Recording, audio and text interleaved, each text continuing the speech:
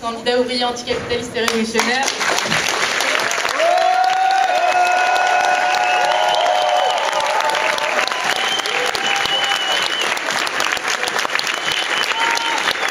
Salut à toutes et tous.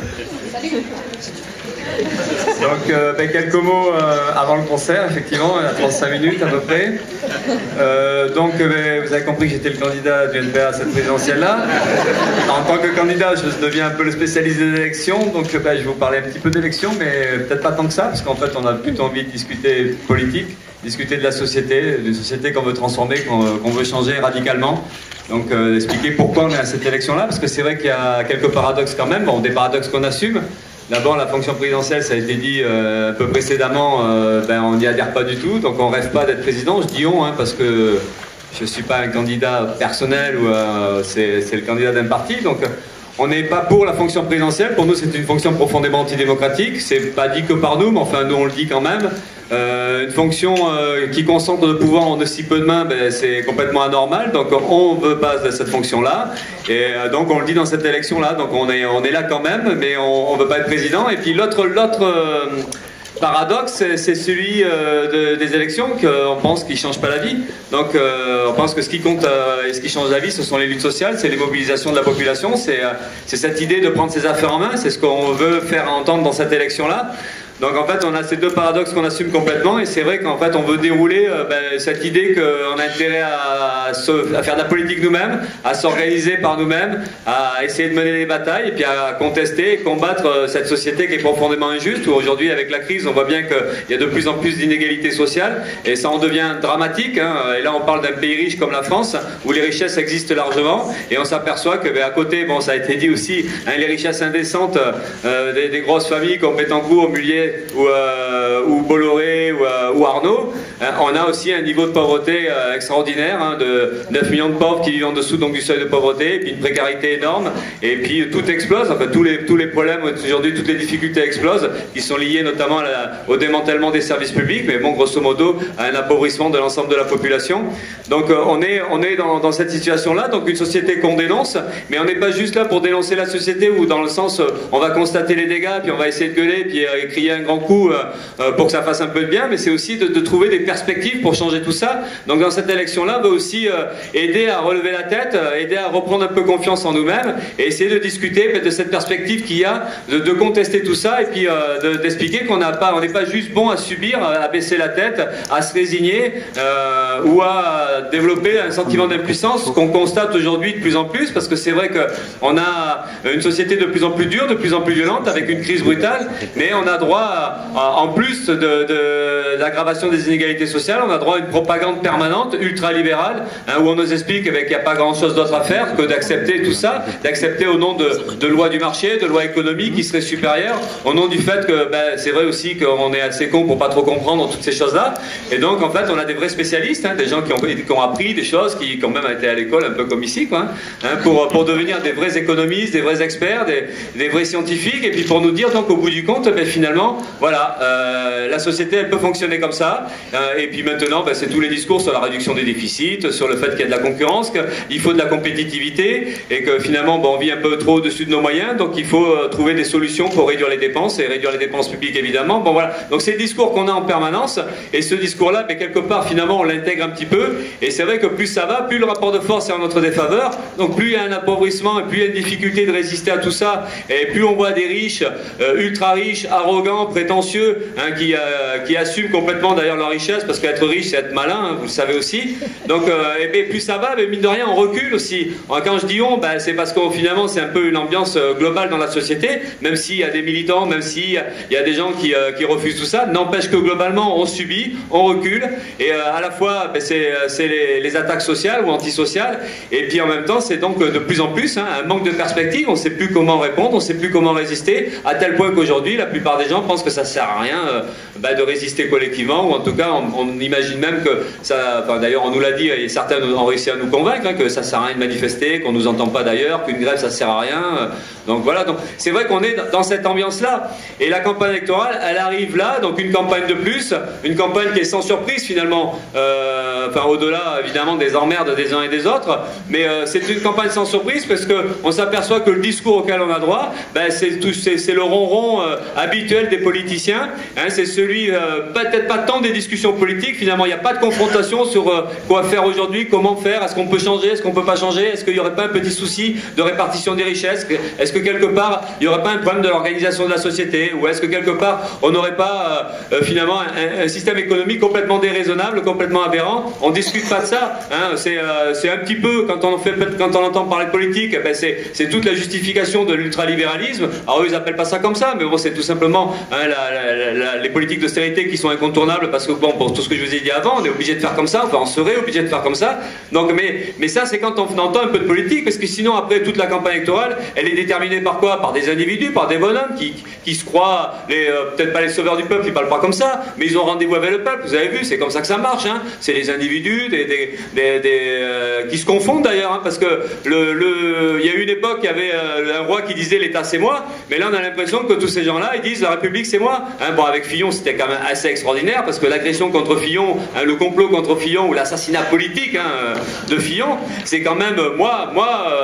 en m'attaquant on attaque les hautes valeurs de la France. Ben, c'est comme ça qu'ils se défendent, c'est comme ça qu'ils arrivent à justifier leur propre légitimité. Donc on en est là quoi. Eux ils ont rendez-vous réellement avec la population, rendez-vous avec la République, et on est que dans ces discussions là parce que Fillon c'est caricatural, parce que monsieur qui pique dans les caisses de l'État ou monsieur qui nourrit sa famille, hein, monsieur qui explique en plus qu'il n'y a que des politiques d'austérité possibles, hein, qu'il n'y a plus d'argent mais par contre on se le redistribue entre nous, bon ben celui-là il est à fond dans ce sentiment de légitimité totale au point d'organiser des manifs pour son soutien, hein, bon manif, bon ça a été dit aussi, hein, un petit bout un petit ensemble, un conglomérat de réactionnaires, hein, bon ils sont pas très nombreux d'une certaine manière parce qu'ils étaient 40 000, d'ailleurs à ce propos vous avez vu, eux ils annoncent 200 000 manifestants, la police annonce 40 000, mais pour la première fois on est d'accord avec le comptage de la police.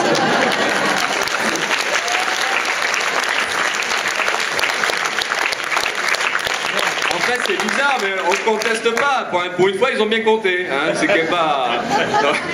Donc quand ça nous arrange, la police compte bien et voilà. Mais c'est vrai qu'en réalité, bon, il y a une disproportion totale. Mais voilà, on est dans ce cinéma-là, hein, d'un bonhomme qui est pris la main dans le sac et qui va jusqu'au bout, quitte à créer la crise encore plus dans le parti de droite que sont les Républicains.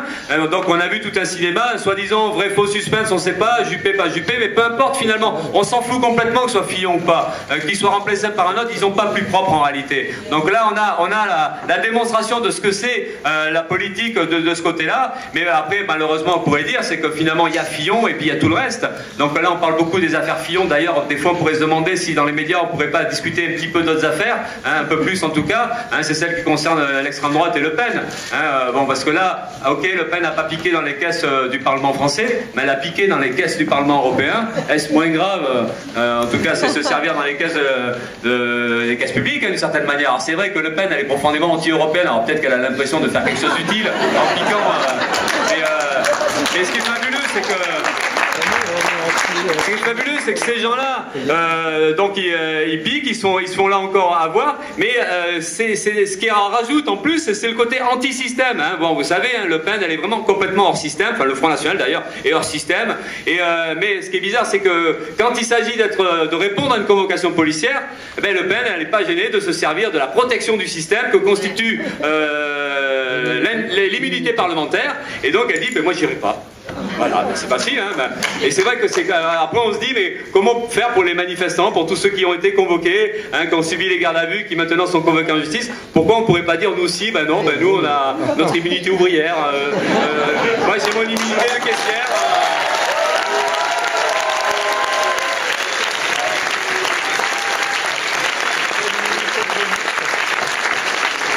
Ouais, moi j'ai mon mon immunité de chômeur, mon immunité de jeunes des quartiers qui souffrent. Non, non, là ça marche pas. Donc c'est vrai que bon, on peut sourire de ça, il vaut mieux des fois, parce que le monde des politiciens, il est tellement déplorable, tellement écœurant et révoltant, qu'après il faut trouver aussi les armes pour se défendre et contester tout ça. Mais là on a véritablement droit donc à un mépris, quoi. Donc des gens là qui osent se présenter comme du côté du peuple et donc du côté de l'antisystème, et qui en réalité se nourrissent du système et sont protégés par le système. Donc ça c'est Le Pen. Alors l'affaire de, moi j'ai piqué avec les emplois fictifs, mais c'est aussi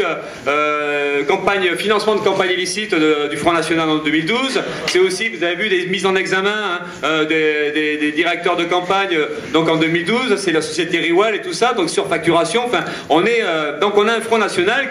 qui accumule les affaires en justice, et donc il fait la démonstration qu'en fait le Front National, eh bien, il fait de la politique comme tous les autres partis du côté des plus riches, donc dans la corruption et dans l'opulence et dans la tricherie. Donc on a ça. Alors après on pourrait se dire, bon alors ok, c'est la droite dure de Fillon, ultra conservatrice, l'extrême droite xénophobe, donc il fait la démonstration qu'il triche, mais il n'y a pas que ça, parce qu'après on peut discuter de Macron, ce grand phénomène moderne. Alors vous êtes jeune, peut-être que vous aimez Macron, parce qu'il paraît qu'il a un succès fou chez les jeunes, parce que c'est Macron est moderne. Bon, c'est vrai que de mon côté, enfin de nous, on le voit pas trop la modernité de Macron, mais la modernité, c'est en fait, c'est de dire moi je me fous des autres, voilà, moi je veux être riche, donc c'est possible, on peut être riche, il faut tous penser ça. Enfin, l'individualisme poussé à l'extrême, c'est ça la modernité. Bon, pourquoi pas. Mais en fait, qu'est-ce qu'il y a de nouveau? C'est ce Macron qui lui aussi se dit, peut-être pas anti-système, il joue un peu sur le truc, il dit moi je suis hors système, moi je conteste tout ça. C'est d'ailleurs, il dit je suis le seul à pas vivre de l'argent de la République, c'est le seul qui bosse, ce type-là. Alors c'est vrai qu'il a bossé, banquier d'affaires, un peu responsable chez Rothschild, bon ok, mais à part ça, qu'est-ce qu'il fait d'autre que ressembler complètement à un autre politicien? C'est quand même le ministre ça fait pas tellement longtemps qu'il était au gouvernement, donc c'est vrai qu'on sait ce qu'il est capable de faire quand il est au gouvernement, une politique ultra-libérale lui aussi, mais voilà, mais ça n'empêche qu'on est dans ce culot-là aujourd'hui, cette arrogance personnelle, bon, parce qu'on voit bien la prétention, ça déborde, on a beau avoir 39 ans, que ça fait pas plus malin quand on est prétentieux et arrogant que quand on est vieux, mais, donc tout ça, ça existe, mais voilà, on a cette panoplie-là, voilà, une panoplie, donc je vais pas tout décrire parce que il y a aussi d'autres politiciens, il y a même des inconnus qui arrivent à avoir les 500 parrainages, là on a appris aujourd'hui, bon voilà, il y a de la rechange, il y a vraiment une grosse diversité en perspective, mais voilà, donc on a ce monde-là, et nous, dans cette campagne-là, on essaie aussi de montrer qu'il y a autre chose en fait, parce que là aussi on n'a pas envie que de se plaindre de ce qui existe, on n'a pas envie juste de contester, de dénoncer, même de sortir des bons mots et de rigoler sur ces gens-là, on a envie de montrer qu'il y a autre chose, et nous c'est ce qu'on voudrait représenter, et c'est pour ça qu'on présente des salariés dans ces élections-là. Donc là cette fois-ci c'est un ouvrier d'usine, bon il y en a encore en France, la classe ouvrière aussi existe encore un petit peu, la preuve, il y a quand même pas mal de retombées.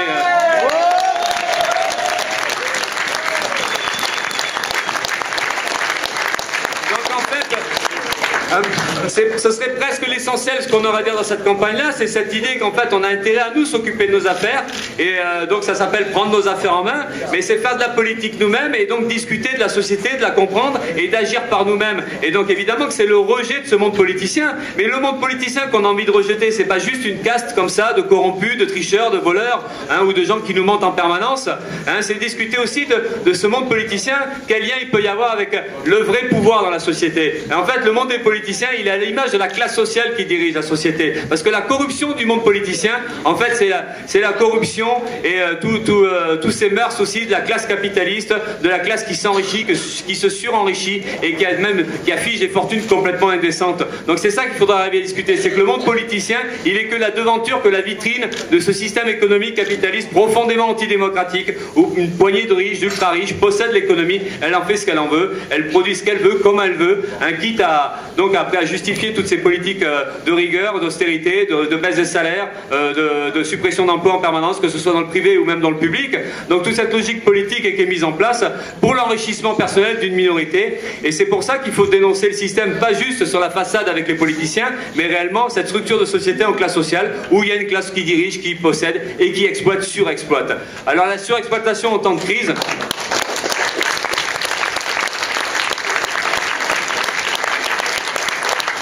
La La surexploitation en temps de crise, bon, on en entend parler, c'est le chômage qui monte sans arrêt ou quasiment sans arrêt, même si des fois il y a des petits moments de répit, mais qui sont juste des trafics ou des... Ah oui, c'est l'eau qui arrive. Tu viens de sauver. Comment on radie un peu quelques chômeurs, comment on essaie de cacher un peu la réalité, comment on en met quelques-uns en formation bidon pour pouvoir faire diminuer le truc, mais globalement quand même le chômage augmente. Aujourd'hui c'est 6-7 millions avec une précarité énorme. Donc on est dans cette logique-là d'aggravation de situation, enfin de la précarité. C'est la logique, c'est cette logique de classe capitaliste qui possède et donc en temps de crise qui justifie tout ça. Donc son enrichissement personnel qui est lié à la surexploitation. Mais la surexploitation c'est donc la montée du chômage d'une part, la précarité, mais de l'autre côté pour ceux qui ont une chance de garder le boulot, eh ben, c'est aussi une intensification du travail. Donc on voit bien les deux côtés. Et aujourd'hui c'est les maladies professionnelles ou c'est la souffrance au travail avec le burn-out, y compris même la version la plus dramatique qui constitue les suicides au travail, et pas que dans les entreprises publiques ou privées. On a vu aussi qu'il y a des suicides dans le monde paysan qui n'arrivent pas à vivre de son travail, hein, des suicides même qui sont assez importants puisque ce serait pratiquement 1 à 2 suicides par jour, hein, donc c'est des chiffres très importants. Donc on voit bien aujourd'hui toute une partie de la population qui est débordée de travail, qui est sous la surcharge de travail, et ça c'est le résultat de logique économique et qui essaie d'augmenter la rentabilité, la productivité, et donc ça on le paye très cher. Et on est dans ce monde-là, dans une logique économique hein, qui est vraiment un fonctionnement économique. Et nous aussi, donc, par rapport à ça, on dit qu'il faut riposter, qu'il faut répondre, donc on s'occupe de ça, mais en même temps c'est trouver les éléments de la critique de ce système-là et montrer qu'il y a des possibilités d'autres choses. Et cette autre chose, c'est tout simplement qu'il existe des richesses énormes, et que ces richesses énormes, elles viennent de l'exploitation, de la surexploitation du travail humain. Donc on voit un capitalisme sous la forme d'un rouleau compresseur. Là encore une fois, on parle de la France, mais on pourrait parler, le paysage planétaire, il est encore pire quand on voit ce qui se passe dans des pays qui sont vraiment beaucoup plus touchés par la crise. Mais c'est cet écrasement-là. Donc après, c'est arriver à discuter de comment on peut riposter à ça, comment on peut y répondre. C'est arriver à discuter de ce système-là et montrer qu'autre chose est possible. Donc évidemment, il y a l'histoire de la richesse qui existe, qui doit être mise à disposition de tout le monde. Et donc ça veut dire que c'est le problème posé de la répartition des richesses, mais nous on est même au-delà de la question de la répartition des richesses, parce qu'après la répartition des richesses, des fois ça paraît même insuffisant, parce qu'il faudrait discuter de comment on peut reprendre en main cette économie-là. Quand on voit comment les capitalistes, dès qu'ils touchent à quelque chose, hein, eh bien, ils détruisent, hein, on le voit à tous les niveaux. Donc après le problème c'est vraiment leur empêcher de nuire, et donc leur empêcher de nuire aux capitalistes, c'est d'arriver à reprendre en main au moins les secteurs entiers de l'économie. Donc c'est pour ça que nous on discute des banques. Les banques, il faut les socialiser, il faut les mettre sous contrôle des salariés. C'est la question d'un monopole public bancaire, hein, où les banques puissent être réellement au service de la population et pas au service de poignées de riches qui s'en servent pour la fraude fiscale ou l'évasion fiscale, puisque les banques c'est quand même les grandes organisatrices de cette fraude-là à l'échelle planétaire. Mais aussi on a vu les banques, hein, à force de jouer comme elles jouent avec le pognon, et bien c'est la responsabilité des crises comme en 2008. Et aujourd'hui on voit bien, en tout cas c'est dit par certains économistes, y compris ultralibéraux, qu'on est sous le risque à nouveau d'une grosse crise profonde, hein, d'un écroulement de l'économie à l'échelle planétaire. Donc il y a un véritable danger. Donc on est obligé de se poser les problèmes de cette manière-là, de dire bon, mais comment on se protège. Et se protéger, c'est forcément la question de l'expropriation ou de la réquisition. Et donc il y a ce secteur-là, mais il y a d'autres secteurs économiques où on pense que c'est prioritaire à leur enlever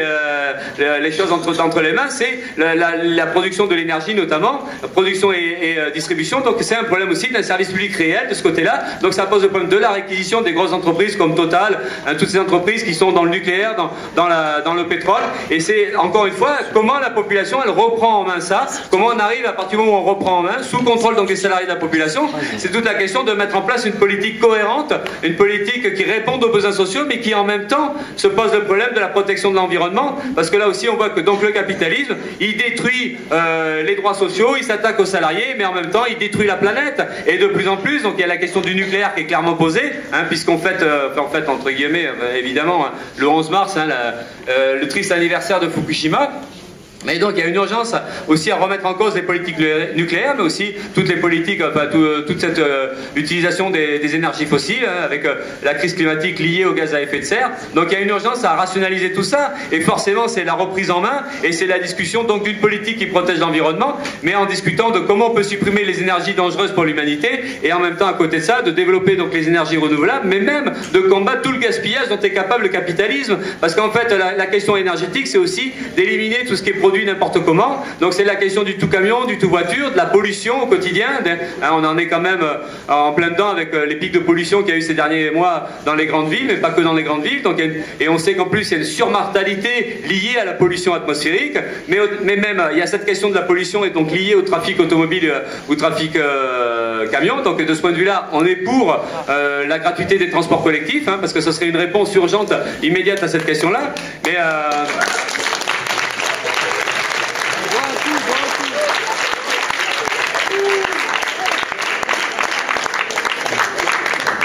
et la pollution, c'est pas que les bouchons sur la rocade ou sur le périphérique, c'est aussi ce qui se passe dans l'agriculture, où la logique capitaliste, le productivisme capitaliste, hein, il conduit d'une part à une concentration et à un agrandissement des propriétés, mais donc avec l'idée de la rentabilité, de la course au profit, mais à côté de ça aussi, c'est la production avec des engrais, toujours plus de fongicides, toujours plus de produits chimiques, hein, qui amènent à produire des aliments de très mauvaise qualité, qui amènent aussi à maltraiter les animaux. Enfin voilà, tout est la conséquence en fait d'une logique capitaliste dans la production.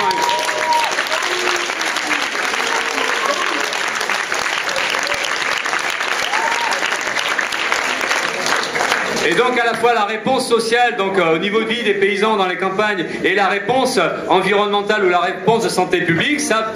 pose le problème donc de la réappropriation et de mettre en place, y compris donc au niveau de l'agriculture, des logiques qui soient à l'envers, des logiques de rentabilité, des logiques capitalistes. Donc c'est le problème là aussi de réappropriation et donc de réquisition. Et là on parle de l'industrie agroalimentaire, de l'agrochimie, hein, et puis y compris même de la distribution et des banques, encore une fois les banques, parce que là on voit bien aussi que les richesses produites sont absorbées par ces gros secteurs industriels et capitalistes. Donc pour nous c'est important aussi, ça c'est une des réponses en tout cas à toutes les difficultés qu'on connaît de ce côté-là. Et puis donc un autre aspect aussi de notre campagne, je développe pas tout le programme, hein, c'est pas la peine, mais c'est essayer de montrer comment aussi on essaie de répondre à la crise actuelle et comment on essaie de mettre en avant des éléments de réponse, donc de perspectives politiques. Bon ben c'est celle aussi de l'égalité des droits pour toutes et tous, parce qu'on voit bien que la crise, elle provoque un appauvrissement, des inégalités sociales, mais en même temps on voit bien que le monde des opprimés subit de plein fouet, ça casse les solidarités, et c'est la résurgence de préjugés réactionnaires qui divisent. C'est le premier inconvénient du préjugé réactionnaire finalement, c'est que ça divise les opprimés eux-mêmes, et donc on est victime de plus en plus d'un sexisme, de l'homophobie, du racisme,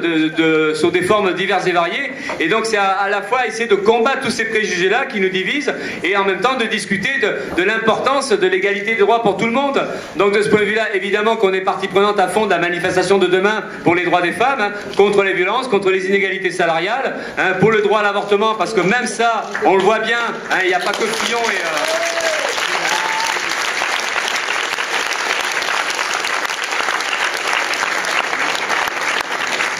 Parce que les réactionnaires sortent du bois depuis la manif pour tous, et on voit bien, bon, il y a eu le rassemblement Fillon avec le sens commun, mais on voit bien aussi que finalement toutes ces idées réactionnaires remontent, et y compris donc le droit à l'avortement, c'est quelque chose qui est remis en question de la part des ultralibéraux, mais y compris des gouvernements actuels qui du coup remettent en question la facilité d'avorter, puisque des centres IVG disparaissent au nom de la réduction des coûts, et il devient de plus en plus difficile pour l'ensemble des femmes d'avoir accès à ce droit-là qui est fondamental. Donc les batailles de ce point de vue-là, elles sont complètement d'actualité. Donc oui, il faut remettre à l'ordre du jour tout ça. Donc il y a la question de la bataille pour les droits des femmes, donc contre les violences, l'égalité salariale, et après c'est aussi l'égalité, et donc contre le racisme, d'arriver à discuter de la question des migrants notamment. Évidemment qu'on est pour l'accueil des migrants, de tous les migrants, hein.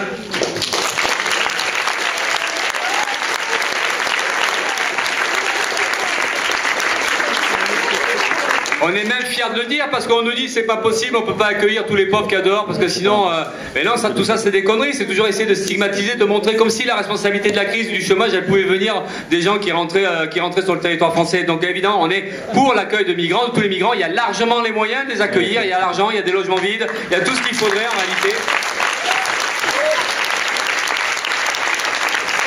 Et ça se fait pas au détriment, parce qu'on a le discours xénophobe qui dit si on nourrit, si on aide les pauvres de l'extérieur, comment on va faire pour... ça va forcément aller à l'encontre, hein, puisqu'on a aussi des Français mal logés, des Français qui n'ont pas de boulot et tout ça. Ben oui, c'est vrai, mais sauf qu'on a largement les moyens à la fois de répondre à l'urgence sociale concernant les SDF ou les Français qui auraient des difficultés, et y compris donc les difficultés pour les migrants et les réfugiés. Donc oui, il faut s'occuper de tout ça. Donc c'est là encore que le problème est posé aussi d'une priorité sociale, de mettre l'argent en urgence du côté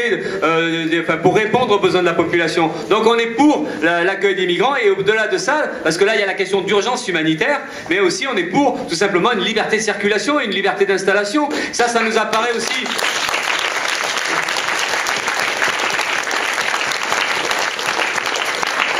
C'est fondamental parce qu'en fait pour nous c'est basique, c'est une société humaine, solidaire, ça doit fonctionner comme ça, donc on est pour cette liberté de circulation, il n'y a pas de raison qu'il n'y ait que les capitaux qui puissent circuler, il n'y a pas de raison qu'il n'y ait que ceux qui ont un jet privé qui puissent aller où ils veulent quand ils veulent, non, ça doit être le propre de toute l'humanité, donc oui, il faut la liberté de circulation, et après à côté de ça, évidemment ça en parle un petit peu moins aujourd'hui, mais on est complètement pour la régularisation de tous les sans-papiers, qui travaillent.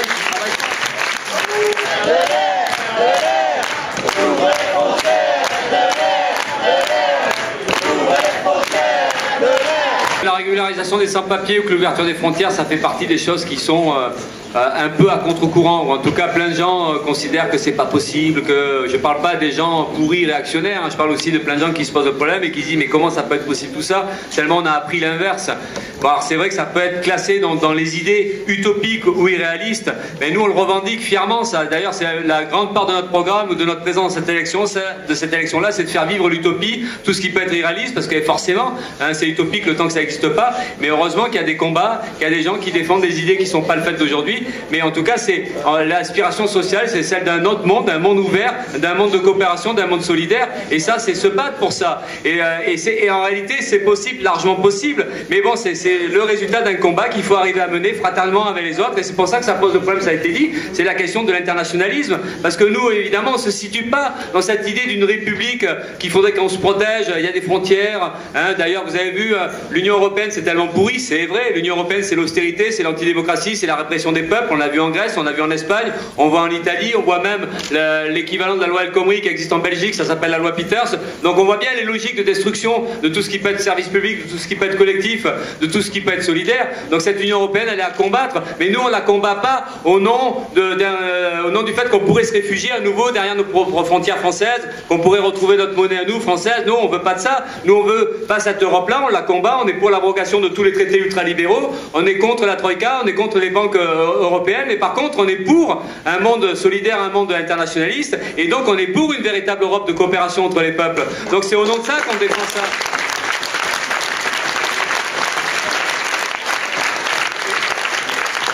Et de ce point de vue-là, on combat toutes les idées protectionnistes, et on voit que le protectionnisme, que le chauvinisme, le souverainisme existe à droite, mais aussi à gauche, et même parfois à la gauche de la gauche. Donc on combat tout ça, parce que c'est cette illusion, c'est vouloir nous faire croire que finalement, encore une fois, on peut se protéger, et qu'on aurait quelque part, ça a été dit un peu avant, mais comme si on aurait quelque part quelque solidarité avec les riches en France, avec le pouvoir français, tout ça. Ben non, nous les frontières, on les met pas là où on voudrait nous les mettre, on les met entre les classes sociales. Nous, la seule frontière réelle, c'est celle qui sépare les exploiteurs des exploités. Donc c'est pour ça qu'on n'est pas souverainiste, c'est pour ça qu'on est contre cette idée de protectionnisme qui nous protégera de rien, mais pas non plus évidemment le libre-échangisme. On voit bien que le libre-échangisme et le ultralibéralisme ça écrase tout, mais le protectionnisme c'est pareil, ça écrase, et d'ailleurs c'est fait pour ça, c'est fait pour tenir encore plus une population entre les mains des capitalistes nationaux et de les écraser, de les mettre sous pression et sous chantage. Donc forcément la seule solution elle est internationaliste, elle est dans la solidarité avec les peuples, elle est dans les rapports de fraternité, et donc d'un combat par-delà les frontières, d'un combat anticapitaliste avec les populations grecques, espagnoles, mais au-delà de la Grèce aussi de solidarité qu'il faut qu'on exprime avec les populations qui souffrent aujourd'hui au Moyen-Orient. Donc solidarité avec le peuple syrien évidemment, contre la dictature de Bachar al-Assad, contre les... L'issue pour nous, c'est cette solidarité entre les peuples, c'est cette bagarre contre tous les oppresseurs, contre les capitalistes, contre les impérialistes, contre les colonialistes ou les néocolonialistes. Et là, je vais dire deux mots sur l'État français, parce que l'État français fait la petite leçon comme ça en disant bon voilà, vive la démocratie, où nous on intervient, c'est pour aider les peuples. Bon ben si on devait faire le bilan de Hollande, hein, c'est encore des interventions militaires, mais des interventions qui à chaque fois aggravent la situation des peuples, parce qu'en aucun cas elles les aident à s'émanciper, en aucun cas elles les mettent dans une situation meilleure au bout du compte, parce qu'on s'aperçoit que les peuples là-bas, ils ont à la fois affaire face à une dictature, mais en même temps face à des armées donc impérialistes. Donc il faut dénoncer nos propres impérialistes, il faut dénoncer Hollande, il faut dénoncer l'État français, les interventions militaires il faut les dénoncer, mais il faut dénoncer aussi toute la politique de vente d'armes. Hollande vend des armes à l'Égypte, vend des armes au Qatar, à l'Arabie Saoudite. D'une part, ce sont des financeurs très connus hein, des réseaux terroristes internationaux, mais en plus, par exemple, pour parler de l'Égypte, ce sont des armes qui servent directement à réprimer tout un peuple. Donc on voit aussi toutes ces politiques...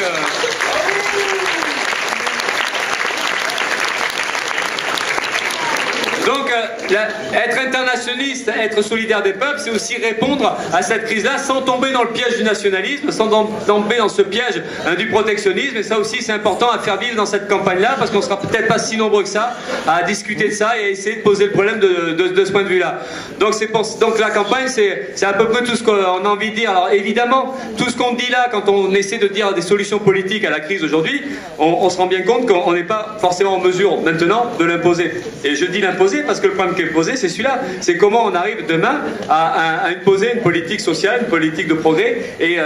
qui arrive à répondre à l'urgence sociale. Donc c'est toute la question des mobilisations, c'est toute la question des résistances. Donc là, ça a été abordé, ce qui pour nous était une bonne nouvelle l'année dernière, c'est-à-dire la loi, le mouvement contre la loi travail, qui a montré, mais n'empêche que quand même si la loi est restée là, même si on n'a pas été assez fort pour faire reculer le gouvernement, n'empêche que cette mobilisation-là, elle avait remis au goût du jour l'idée des luttes sociales, et puis l'idée qu'on pouvait s'opposer à l'austérité, qu'on pouvait relever la tête, qu'on pouvait contester. Et on a vu qu'à travers ce mouvement-là, dès qu'il y avait des batailles, des manifestations, les assemblées générales avec Nuit debout, des grèves longues comme celle des cheminots, des centres de déchetterie, des raffineurs ou des dockers, ça a permis de montrer qu'on constitue une force, et quand on a cette force-là, quand on l'exprime, eh bien ça redonne confiance. Et donc ça a permis de rediscuter un peu de cette société qu'on veut pas, qu'on aspire à autre chose. Ça a montré que des gens avaient des aspirations sociales complètement différentes, à la fois donc contre le patron, mais même en solidarité avec toutes les batailles qui sont menées aussi pour la défense de l'environnement, parce que le lien a été fait à travers les Nuits debout, notamment entre les batailles environnementales, les batailles sociales et même y compris les batailles antiracistes et de solidarité, notamment à l'époque avec les migrants qui étaient à Calais, dans le bidonville de Calais. Donc tout ça c'est important, ça montre que dès qu'on relève la tête, dès qu'on retrouve un peu de niaque, eh bien on a un peu plus de culot. Et le culot, ça s'exprime par des idées, et c'est ce qui a été mis en avant par ce mouvement-là. Et de ce point de vue-là, ce mouvement-là, c'est un point d'appui pour demain, parce que non seulement ça a mis en place des collectifs, des réseaux militants qui existent encore aujourd'hui, qui permettent de faire du lien entre les résistances de ci, de là, quand c'est une bataille pour une maternité, quand c'est une bataille pour un bureau de poste, ou une bataille contre une usine qui ferme, et on voit que ces réseaux-là se mettent en place, et puis essayer de montrer qu'on a intérêt à agir solidairement. Donc ce mouvement-là, il a permis de relancer tout ça. Alors ok, on ne change pas le rapport de force, je ne vous dis pas que ça y est, tout est gagné, qu'on va y arriver, mais n'empêche que ça a remis ça en place, et puis encore une fois, ça a remis aussi pas mal de choses dans nos têtes, c'est-à-dire on a la possibilité de réagir et de répondre. On a vu que le gouvernement a tremblé l'année dernière, il a tremblé au moins parce qu'il a utilisé le 49.3, parce que normalement le 49.3, bon, on l'a appris à ce moment-là, moi je savais pas non plus, mais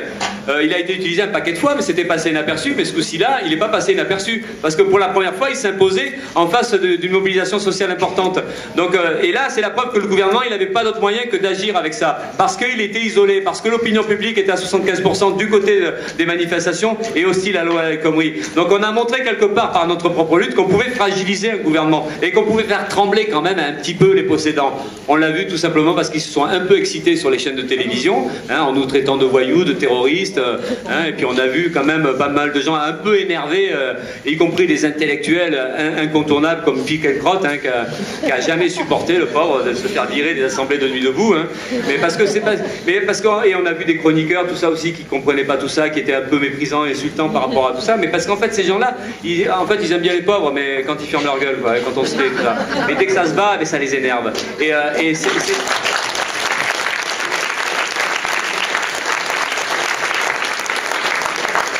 Cet énervement, il s'est vu par leur attitude, par leur vocabulaire. Et c'est là où on a vu le mépris social, mais plus que le mépris social, on a vu leur colère, et leur colère, c'est la haine de classe. Parce qu'eux, ils sont de ce côté, du côté des opprimés, du côté des privilégiés. Et quand il y a un petit bout de contestation, quand malgré tout l'attirail qui est mis en place pour que les gens se taisent, tout ce qui est mis en place pour museler la population, malgré ça, quand il y a des résistances, quand il y a des mouvements sociaux, ça les énerve, et c'est là où on voit cette haine de classe-là, cette haine du privilégié, de celui qui considère que tout doit rester en ordre et que tout ne doit pas bouger. Donc nous, on a montré quelques fragilités du système, malgré une situation qui était très dure à ce moment-là, et malgré aussi des années plutôt noires, même s'il faut relativiser, parce que les années noires qu'on vit là, c'est pas forcément les années noires que d'autres générations ont vécues à d'autres époques, mais on était quand même dans une période de résignation énorme, même si ça n'a pas complètement changé, mais n'empêche qu'il y avait l'état d'urgence, on n'arrivait pas à voir le bout du tunnel comme on dit, mais encore une fois, ce mouvement-là, il a fait beaucoup de bien, et il a libéré certaines choses, et nous, on pense que c'est un point d'appui, que ça va laisser des traces, et que de toute façon, pour la suite, suite, ça va compter. Donc c'est pour ça, et c'est ça qu'on veut mettre en avant dans cette campagne-là. Cette résistance-là, ce mouvement-là, mais toutes les résistances qu'il y a aujourd'hui, parce que des résistances, il y en a plein. Et même si, encore une fois, ces résistances-là ne changent pas le rapport de force, elles sont des fois pas visibles, ou alors elles sont visibles que quand on habite à côté. Hein, chaque fois, là où on habite, eh bien, on sait qu'il y a une lutte. Alors c'est soit pour la défense d'un hôpital, encore une fois, c'est soit pour empêcher la fermeture d'une classe dans une école, hein, c'est pour aider à défendre des emplois quelque part. Donc, mais tout ça, ça existe. Et puis c'est aussi des solidarités avec les migrants. Bon, on a vu Cédric Héroux, toute l'importance que ça a quand des agriculteurs qui se retrouvent pile poil à la frontière, hein, qui voient des migrants passer, qui peuvent pas rester indifférents, qui peuvent pas accepter le fait qu'on dise, ben non, il faut pas les aider, mais qui vont les aider, et qui une fois qu'ils sont condamnés au tribunal, et puis ils vont affirmer qu'ils recommenceront. Et la bataille des Cédric Héroux, eh ben, c'est contagieux, parce que finalement ça montre qu'on peut être solidaire, qu'on peut refuser ce monde-là, et ça peut donner envie à d'autres de résister. Et c'est pour ça que ces résistances-là, elles peuvent aider à ce que des choses se construisent réellement. Et à tous les niveaux, on voit ça. Et aujourd'hui, il y a pas mal de jeunes ou de moins jeunes, des militants qui occupent, bon, peut-être qu'il y en a, sans doute qu'il y en a dans le coin, hein, c'est des bâtiments administratifs vides, qui sont inoccupés depuis très longtemps. Et bien, il y en a qui décident de les occuper pour loger des familles sans papier, pour aider à ce que les enfants soient scolarisés. Donc ça aussi, ces batailles-là, ça fait beaucoup de bien, parce qu'on s'aperçoit que les réactions autour, eh bien, c'est positif. C'est après des gens qui les aident, qui essaient de faire en sorte qu'il y ait de l'alimentation, qu'il y ait des draps, des couvertures. Et ça, c'est important, parce que dès qu'il y en a qui se relèvent quelque part, eh bien, ça donne envie. Donc c'est ça qu'on voudrait faire aussi, c'est porter cette parole-là, c'est essayer de montrer que tout ça, ça existe, et d'essayer d'aider à ce que ça s'organise, et de faire en sorte qu'il y ait une véritable convergence des résistances, une convergence des luttes. C'est faire en sorte qu'il puisse y avoir du lien, hein, des réseaux militants qui se développent, et donc de devenir de plus en plus fort. Donc le problème, il est posé comme ça, d'arriver à construire ça, de reconstruire un mouvement social de résistance, en essayant de toucher un peu tous les problèmes auxquels on est confronté. Et ça, cette idée de convergence des luttes, ou cette idée de bataille sociale, et bien après derrière, on a envie de discuter d'autre chose. C'est que finalement, pour le préparer, pour l'organiser, on a besoin d'un outil politique. Alors après, nous on dit, il faut un parti pour les exploiter, pour les opprimer. Il faut le construire. Alors après, un parti, pas un parti, ça dépend, parce qu'il y en a qui disent un parti, forcément, c'est pas terrible. Mais bon, de toute façon, l'idée, c'est d'avoir un outil politique qui soit à nous directement.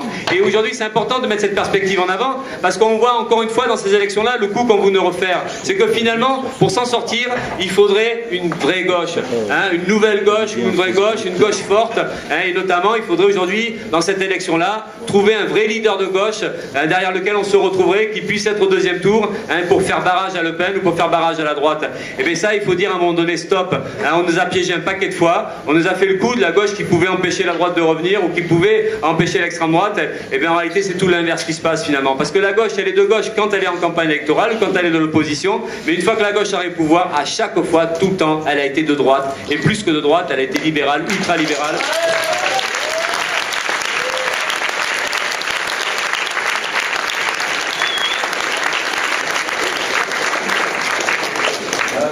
Donc on a un gouvernement qui s'est retourné de manière étonnante contre l'ensemble de la population, mais y compris contre les Roms, contre les sans-papiers, enfin on a vu tout ça. Donc on a une gauche très hostile. Donc ce qu'il faudrait arriver à discuter, c'est qu'on ne veut pas reconstruire ça, on ne veut pas sauver le PS, on ne veut pas le rafistoler, même avec un Hamon qui a l'air plutôt sympa, on n'en veut pas.